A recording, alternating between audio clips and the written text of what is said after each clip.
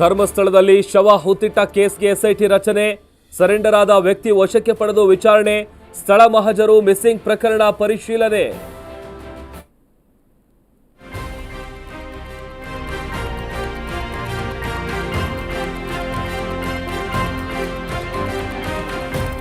ಎರಡು ದಿನಗಳ ಕಾಲ ಜನಸ್ಪಂದನ ಕಾರ್ಯಕ್ರಮ. ಕನಕಪುರದ ಕೋಡಿಹಳ್ಳಿಯಲ್ಲಿ ಡಿಸಿಎಂ ಮೀಟಿಂಗ್, ಜನರ ಸಮಸ್ಯೆ ಆಲಿಸಲಿರುವ ಡಿಕೆ ಶಿವಕುಮಾರ್.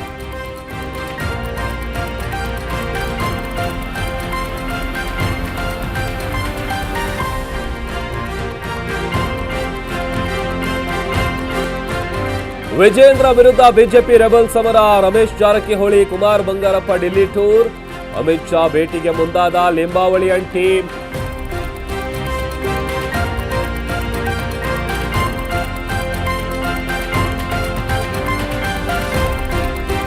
ಕಾರ್ಮಿಕ ಇಲಾಖೆ ಕಡತಗಳಿಗೆ ಬೆಂಕಿ ಹಚ್ಚಿ ನಾಶ, ಅಧಿಕಾರಿಗಳ ವಿರುದ್ಧ ಘೋಷಣೆ ಕೂಗಿ ಜನರ ಆಕ್ರೋಶ, ಫೈಲ್ಗಳಿಗೆ ಸಿಬ್ಬಂದಿಯೇ ಬೆಂಕಿ ಹಾಕಿದ್ದಾರೆಂದು ಆರೋಪ.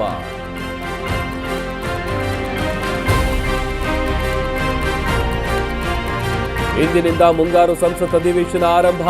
ಪಹಲ್ಗಾಮ್ ದಾಳಿ, ಆಪರೇಷನ್ ಸಿಂಧೂರ, ಕದನ ವಿರಾಮವೇ ಅಸ್ತ್ರ. ಕೇಂದ್ರ ಸರ್ಕಾರದ ವಿರುದ್ಧ ಮುಗಿಬೀಳಲು ವಿಪಕ್ಷಗಳ ತಂತ್ರ.